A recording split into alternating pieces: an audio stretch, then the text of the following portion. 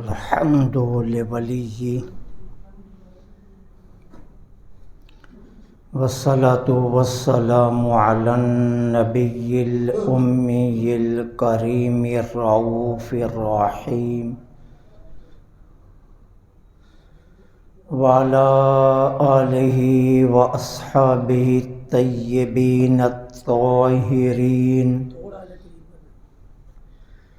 أما بعد، فأعوذ بالله من الشيطان الرجيم. بسم الله الرحمن الرحيم.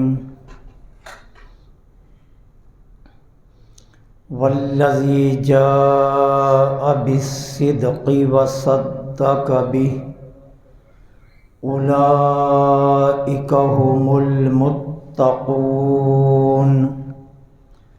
آمنت بالله صدق الله العظيم وصدق رسوله النبي الكريم الأمين ونحن على ذلك من الشاهدين والشاكرين والحمد لله رب العالمين. مولاي صل وسلم دائما أبدا على حبيبك خير الخلق كلهم، ثم الرضا عن أبي بكر وعن عمر وعن علي وعن عثمان ذي الكرم. مولاي صل وسلم دائما أبدا على حبيبك خير الخلق كلهم. ورضيت بالله ربا وبالإسلام دينا وبمحمد صلى الله عليه وآله وسلم نبيا ورسولا. غریبا یا رسول اللہ غریبا غریبا یا رسول اللہ غریبا ندارم در جہاں جستوں حبیبم بری نازم کے ہستم امت تو گناہ گارم ولیکن خوش نصیبم.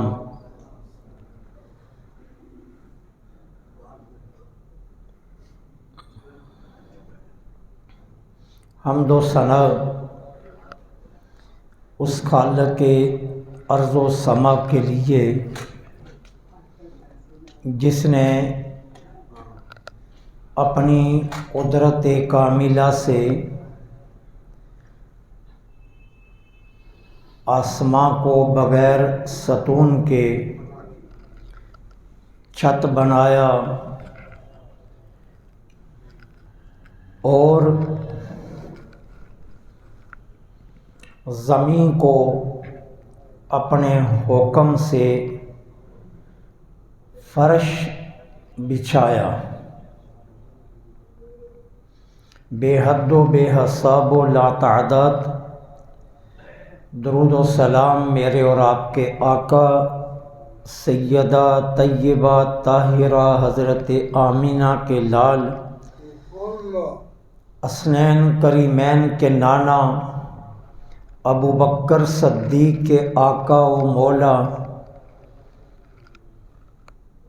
امت کے ماوا اور ملجا روز معاشر کے شفیع اعظم شب اسریٰ کے دولہ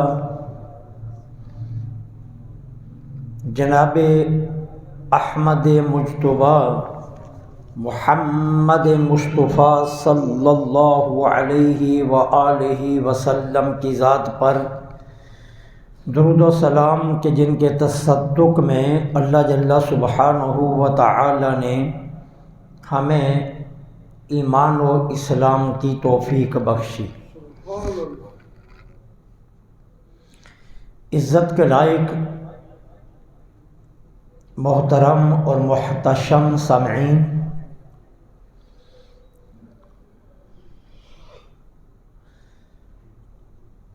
امت کا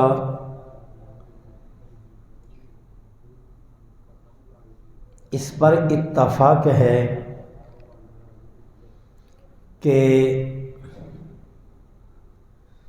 انبیاء اور رسل کے بعد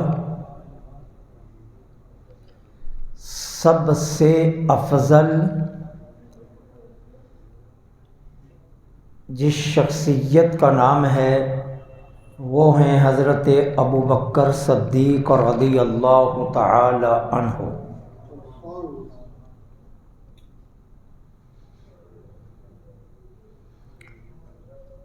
اور کوئی بھی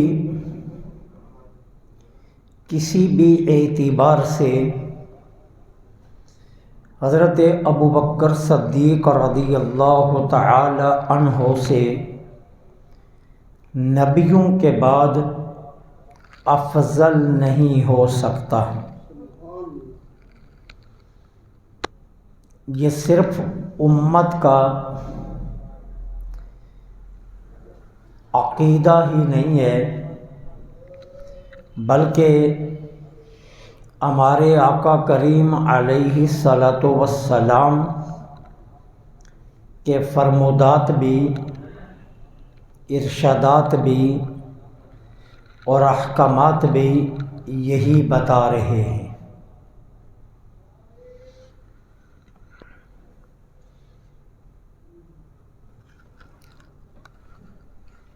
صحابہ کرام علیہم الرضوان جو ہر لمحے، ہر ساعت، ہر گھڑی تاجدار عرب و عجم صلی اللہ علیہ وسلم کی خدمت میں حاضر رہتے تھے، اور حضور کے سینہ اطہر سے بغیر کسی واسطے کے فیض حاصل کرتے تھے، جنہوں نے اپنی نگہوں سے جبریل امین علیہ السلام کو آتا جاتا دیکھا، اور جن کے سامنے قرآن کا نزول ہوتا تھا،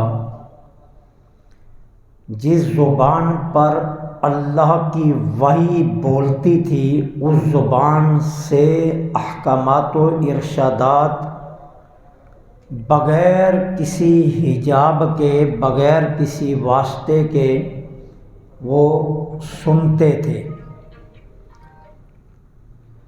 ان صحابہ کرام علیہم الرضوان کا بھی عقیدہ یہی ہے کہ امت میں نہیں بلکہ کائنات کی ساری امتوں میں نبیوں کے بعد اگر کوئی افضل ترین شخصیت ہے تو وہ حضرت ابوبکر صدیق ہیں۔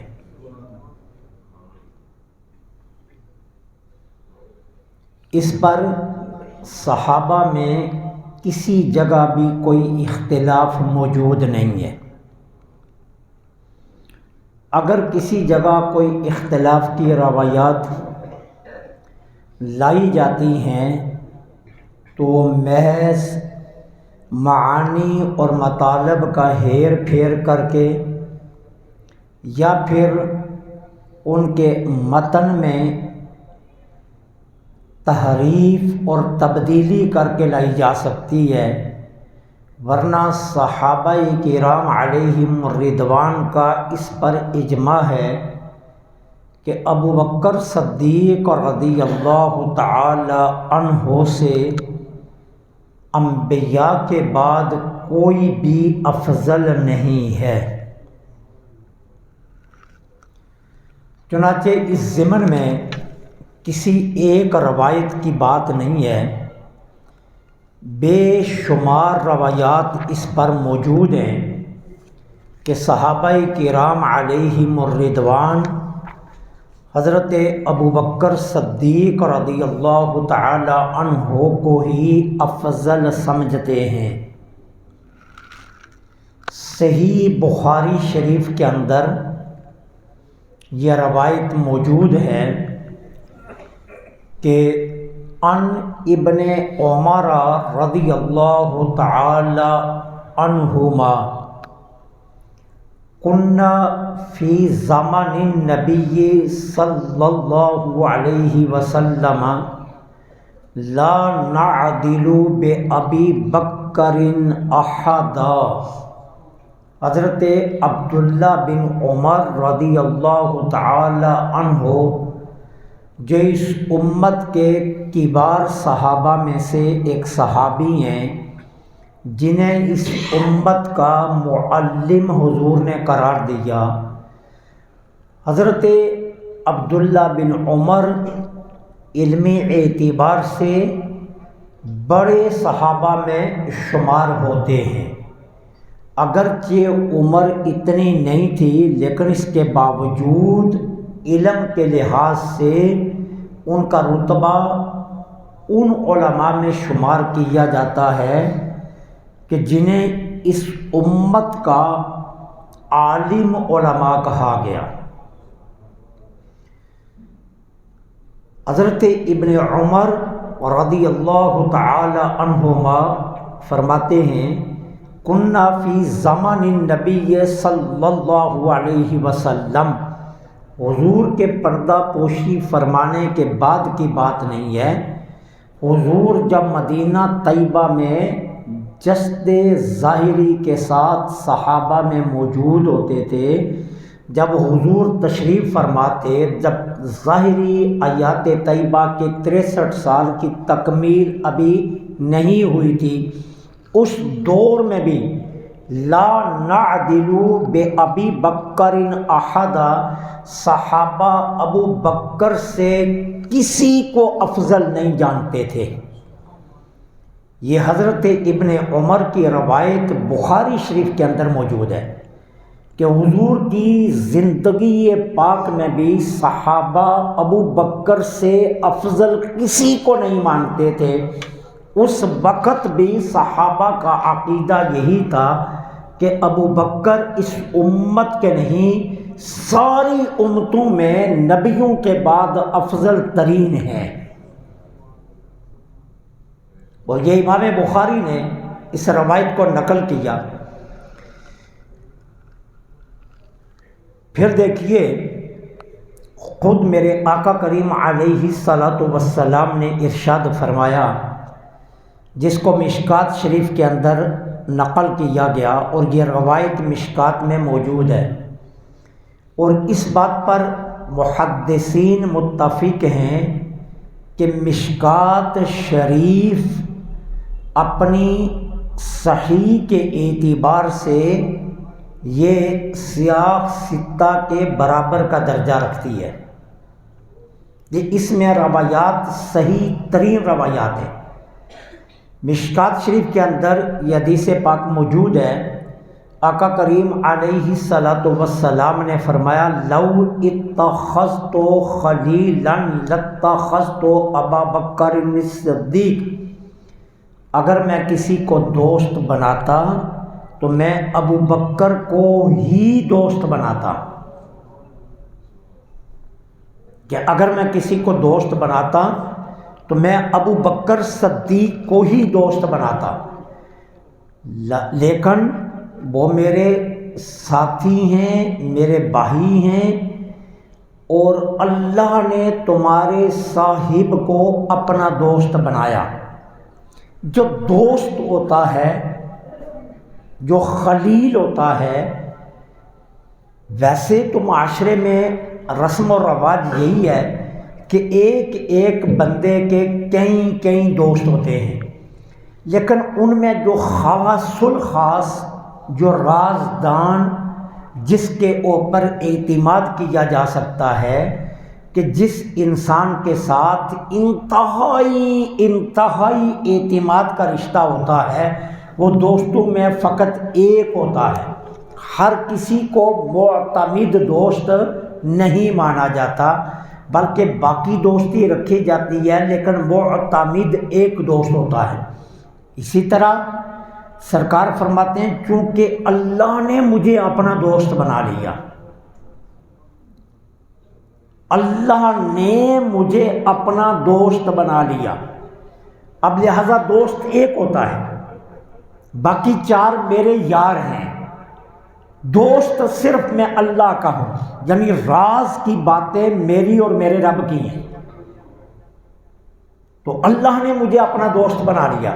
اگر اللہ تعالیٰ مجھے اپنا دوست نہ بناتا اور اس کے بعد اللہ تعالیٰ مجھے یہ اختیار دیتا کہ اے محبوب تم روئے زمین میں سے جس کو چاہو اپنا دوست بنا لو، تو سرکار فرماتے ہیں میں ابو بکر کو اپنا دوست بناتا۔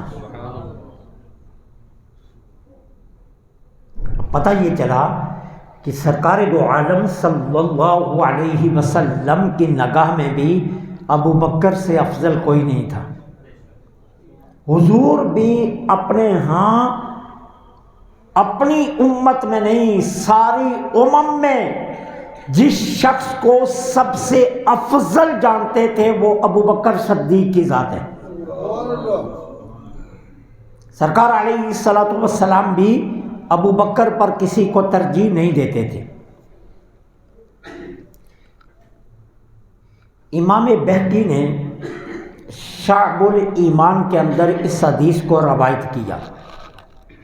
تاریخ الخلفاء کے اندر علامہ جلال الدین سیوطی نے صفحہ نمبر 10 پر اس حدیث کو روایت کیا۔ حضرت عمر بن خطاب رضی اللہ تعالی عنہ فرماتے ہیں اگر پوری روئے زمین کے مسلمانوں،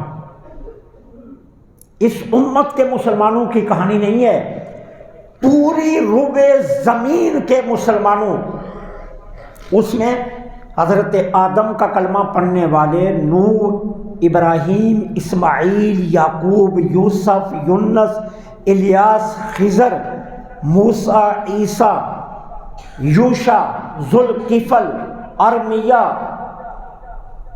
اور تمام انبیاء کے کلمہ پڑھنے والے مسلمان شامل ہیں۔ حضرت عمر فرماتے ہیں روئے زمین کے سارے مسلمانوں کا ایمان اگر ایک پلڑے میں رکھا جائے اور دوسرے پلڑے میں ابو بکر صدیق کا ایمان رکھا جائے تو ابو بکر کا ایمان بھاری ہوگا۔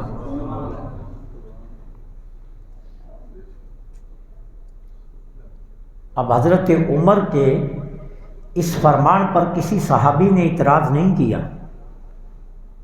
کوئی ایک معترض ثابت کیجئے کہ جس نے اعتراض کیا ہو کہ عمر یہ کیا کہہ رہے ہو، علی المرتضیٰ کی شان کا تمہیں علم نہیں ہے، حسن و حسین کا مرتبہ نہیں جانتے تم، عباس حضور کے چچا ہیں، حضرت حمزہ حضور کے چچا ہیں، ان کے رتبوں کو، ان کے مقام کو، ان کے مرتبے کو، ان کی شانوں کو تم جانتے نہیں ہو عمر؟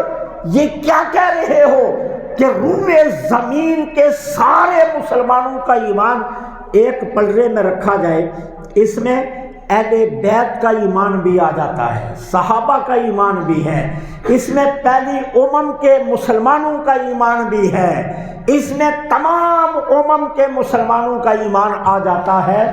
یہ سارے ایمان جوڑ کر اگر ایک پلڑے میں رکھے جائیں اور دوسرے میں حضرت ابو بکر صدیق کا ایمان رکھا جائے تو وہ ایمان بھاری ہوگا۔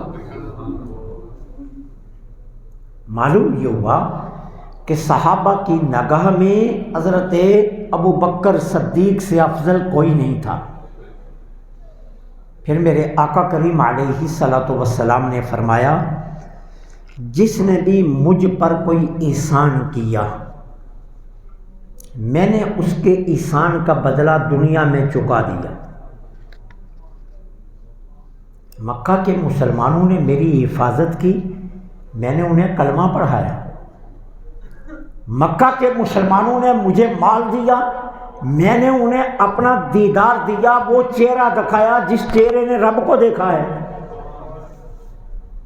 اگر مکہ والوں نے میری خاطر ہجرت کی تو میں نے ان کے ساتھ ہی ہجرت کر کے مہاجرین کا رتبہ بڑھا کر ان کا بدلہ چکا دیا۔ اگر انصار مدینہ نے میرے کہنے پر مدد کی ہے تو مدینے کو مسکن بنا کر قیامت تک مدینے والوں پر احسان کر دیا۔ اگر آنے والے مسلمان دن دیکھے میرا کلمہ پڑھیں گے تو روز محشر میں بھی ان کی شفاعت کر کے ان کے اس احسان کا بدلہ چکا دوں گا۔ جس کسی نے بھی میرے اوپر احسان کیا میں نے اس کے احسان کا بدلہ دے دیا۔ لیکن میرے آقا کیا فرماتے ہیں؟ ایک ابو بکر ہے جس کے احسان کا بدلہ میں نہیں دے سکا، اور وہ بدلہ میں قیامت کے دن میرا رب دے گا ابو بکر کے احسانات کا بدلہ۔ میں نہیں دے سکا، ابو بکر کے احسانات کا بدلہ قیامت کے دن اللہ دے گا۔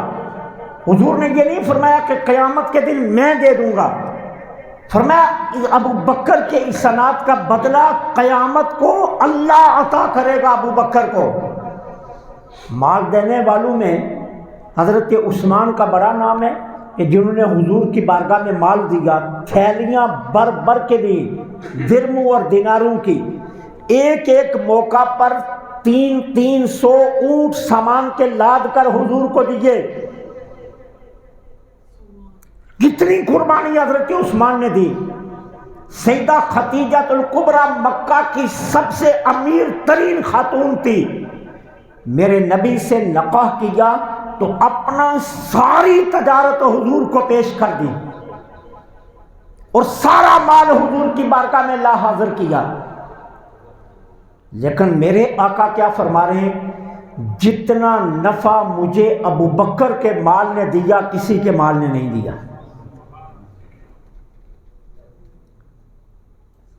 اب اس روایت سے پتہ چلتا ہے نگاہ مصطفیٰ میں ابو بکر صدیق سب سے افضل ہیں۔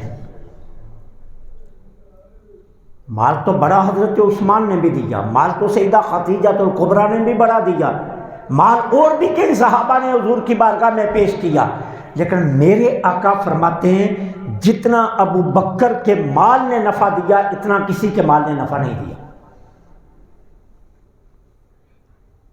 یہ کیوں فرمایا؟ یہی بات بتانے کے لیے کہ دربار مصطفیٰ میں ابو بکر سے افضل کوئی نہیں ہے، ان سے محترم اور معزز کوئی نہیں ہے، وہ سب سے افضل ہیں نگاہ مصطفیٰ میں، اور ابو بکر سے بہتر امت میں کوئی اور شخص نہیں ہو سکتا۔ ایک دن میرے آقا تشریف فرما تھے، حضرت حسان بن ثابت رضی اللہ تعالیٰ عنہ حضور کی بارگاہ میں حاضر ہوئے۔ میرے آقا نے فرمایا حسان تو نے میرے متعلق تو بہت کلام کہا، کیا میرے ابو بکر کے بارے میں بھی کوئی قصیدہ کہا ہے؟ حضور کی شان میں تو حضرت حسان نے بہت کہا، کئی قصیدے ہیں حضرت حسان کے جو حضور کی شان میں انہوں نے کہے۔ تو فرمایا کیا کبھی تو نے میرے ابو بکر کے بارے میں بھی کچھ کہا؟ اب بات بڑی قابل توجہ ہے، عرض کرتے ہیں حضور میں نے ابو بکر کی شان میں بھی کہا ہے۔ اب سرکار نے یہ تو نہیں پوچھا علی میرا داماد ہے، علی مجھے بہت پیارا ہے، علی میرے چچا کا بیٹا ہے، علی مجھے بہت محبت کرنے والا ہے میرے سے، کیا علی کی شان یا عمر یا عثمان کی شان میں یا کسی اور صحابی کی شان میں بھی کچھ کہا؟ نہیں، یہ بتا ابو بکر کی شان میں بھی کچھ کہا؟ عرض کی حضور میں نے کہا۔ فرمایا پھر مجھے سنا۔ سرکار نے فرمایا پھر مجھے سنا، جو تو نے ابو بکر کی شان میں کہا وہ مجھے سنا۔ اب حضرت حسان حضور کو وہ کلام سناتے، اس کلام کا صرف ایک ربائی میں آپ کو سناتا ہوں جو حضرت حسان نے حضرت ابو بکر صدیق کی شان میں لکھی۔ کیا کہتے ہیں؟ وَثَانِيَ اثْنَيْنِ فِي الْغَارِ الْمُنِيفِ وَقَدْ طَافَ الْعَدُوُّ بِهِ إِذْ صَعَدَ الْجَبَلَ۔ یا رسول اللہ صلی اللہ علیہ وسلم، اس غار مبارک میں دو میں جو دوسرا ہے وہ ابو بکر ہے، یعنی غار ثور میں۔ وَثَانِي اثْنَيْنِ، کیونکہ قرآن نے بھی یہی کہا ہے تو حضرت عثمان نے بھی وہی کہا۔ وَثَانِي اثْنَيْنِ فِي الْغَارِ الْمُنِيفِ، منیف کہتے ہیں مبارک کو، اس غار مبارک میں دو میں جو دوسرا ہے وہ ابو بکر ہے۔ وَقَدْ طَافَ الْعَدُوُّ بِهِ، جب دشمنوں نے اس غار کا چکر کاٹا، اِذْ صَعَدَ الْجَبَلَ، اور جب دشمن اس پہاڑ پر چڑھ گئے۔ وَكَانَ حُبَّ رسول اللہ، اور ابو بکر اللہ کے رسول کا محبوب ہے۔ یہ حضرت حسان حضور کے سامنے کہہ رہے ہیں وَكَانَ حُبَّ رسول اللہ، ابو بکر اللہ کے رسول کا محبوب ہے۔ قد عَلِمُوا، سب جانتے ہیں، من البریۃ لم یعدل بہ بدلا، کہ پوری مخلوق میں ابو بکر کا بدل کوئی نہیں ہے۔ لم یعدل بدلا، کوئی بدل نہیں ہے ابو بکر کا۔ بریہ عربی زبان میں مخلوق کو کہتے ہیں، ساری مخلوق میں ابو بکر کا کوئی بدل نہیں ہے، کوئی اس کا ثانی نہیں ہے۔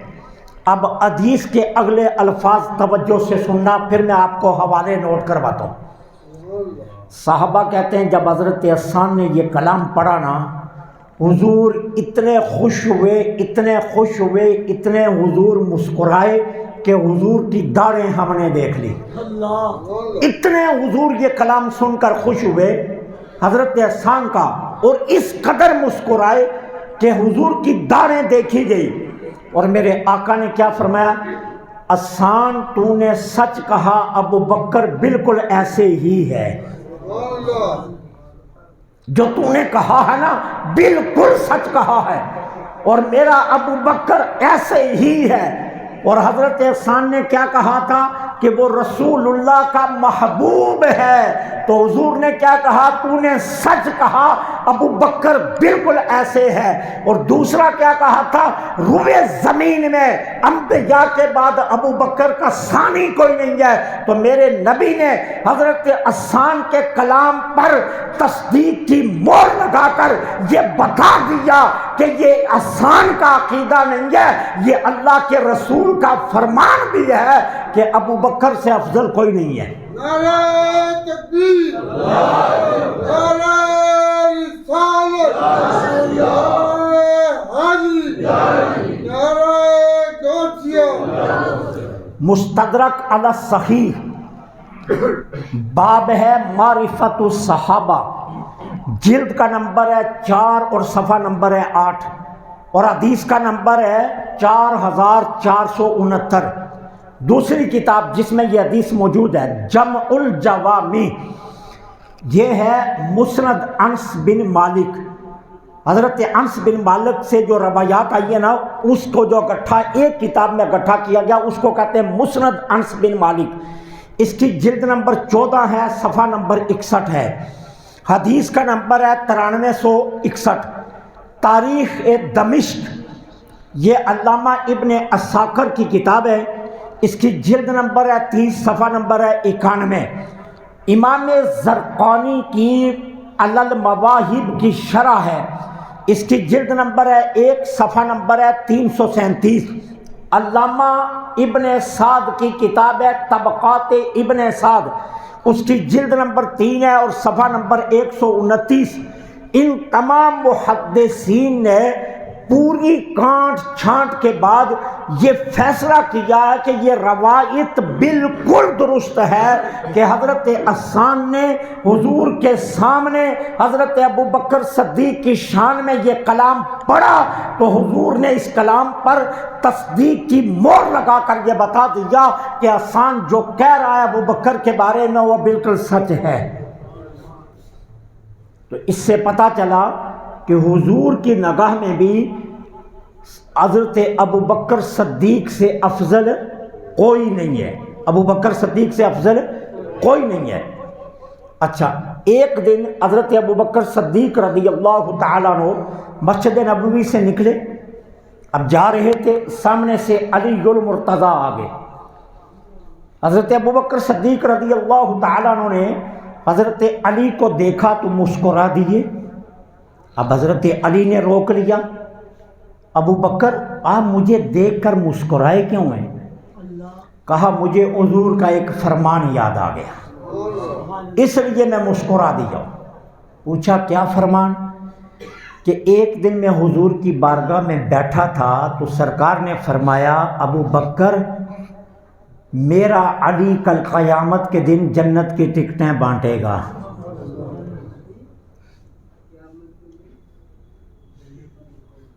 میرا علی قیامت کے دن جنت کی ٹکٹیں بانٹے گا۔ یہ فرمان مجھے یاد آیا تو میں مسکرا پڑا۔ کیوں؟ کہ شکر ہے میرے دل میں علی کی محبت ہے، مجھے ٹکٹ ملے گی، اس لیے مسکرایا۔ اب یہ بات سن کرنا حضرت علی المرتضیٰ بھی مسکرا پڑے۔ اب حضرت ابو بکر صدیق نے پوچھا علی آپ کیوں ہنسے ہیں؟ آپ کے ہنسنے کا سبب کیا ہے؟ کہا میرے پاس بھی حضور کا ایک فرمان ہے، میرے پاس بھی حضور کا ایک فرمان ہے۔ جی وہ کیا؟ ایک دن میں حضور کی بارگاہ میں بیٹھا ہوا تھا، سرکار نے فرمایا علی کل قیامت کے دن تو جنت کی ٹکٹیں بانٹے گا، خیال رکھنا ٹکٹ اسی کو دینا جس کے دل میں ابو بکر کی محبت ہوگی، کسی دوسرے کو ٹکٹ مت دینا، اسی شخص کو ٹکٹ دینا جس کے دل میں ابو بکر کی محبت ہوگی۔ اگر ابو بکر کی محبت نہ ہوئی، بغض ہوا، عناد ہوا، دشمنی ہوئی، وہ ابو بکر کی فضیلت کا قائل نہ ہوا، ابو بکر کو نیچا دکھانے کی کوشش کرنے والا ہوا، تو یاد رکھنا علی اس کو ٹکٹ مت دینا۔ اب حضرت علی نے اپنا فرمان، جو حضور کا فرمان ان کے پاس محفوظ تھا، وہ ابو بکر کو سنا دیا، اور ابو بکر کے پاس جو فرمان رسول محفوظ تھا وہ علی کو سنا دیا۔ اب پتہ کیا چلا کہ علی المرتضیٰ کی نگاہ میں بھی ابو بکر تمام امت میں سب سے افضل ہیں۔ اور حوالہ نوٹ کر لیجئے، کتاب کا نام ہے مولا علی کے ارشادات، کتاب کا نام ہے مولا علی کے ارشادات۔ اس کتاب کے صفحہ نمبر 11 پر یہ روایت موجود ہے، اور دوسری کتاب کا نام ہے الریاض الندر، اور اس کی جلد نمبر 1 صفحہ نمبر 207 پر یہ روایت موجود ہے۔ ان تمام روایات کی روشنی میں جو میں نے ابھی آپ کی خدمت میں عرض کی، اس سے پتہ یہ چلتا ہے کہ صحابہ کرام کا اس بات پر اتفاق تھا کہ امت میں نہیں، ساری امم میں، وہ آدم کی امت ہے یا نوح کی ہے، وہ الیاس کی ہے یا خضر کی ہے، وہ حضرت یعقوب کی ہے یا یوسف کی ہے، حضرت یونس کی ہے یا حضرت ابراہیم و اسماعیل و کسی اور کی امت ہے، ساری امم میں نبیوں کے بعد اگر کوئی شخصیت افضل ترین ہے تو وہ حضرت ابو بکر صدیق کی ذات ہے۔ ابو بکر سے افضل کوئی اور نہیں ہے کسی طریقے سے بھی۔ اور صحابہ بھی اس پر متفق تھے، صحابہ بھی اس بات کو مانتے تھے، صحابہ بھی اس کو تسلیم کرتے تھے کہ تمام صحابہ کے نزدیک یہ بالاجماع مسئلہ تھا کہ ابو بکر سب سے افضل ہیں، کسی صحابی کا اس پر کوئی اختلاف نہیں تھا۔ الحمدللہ آج امت کی اکثریت اس عقیدے پر کھڑی ہے کہ ابو بکر سب سے افضل ہے، ابو بکر سے افضل کوئی نہیں ہے۔ اللہ ہمیں سچے عقیدے پر قائم رہنے کی توفیق دے۔ وما علینا الا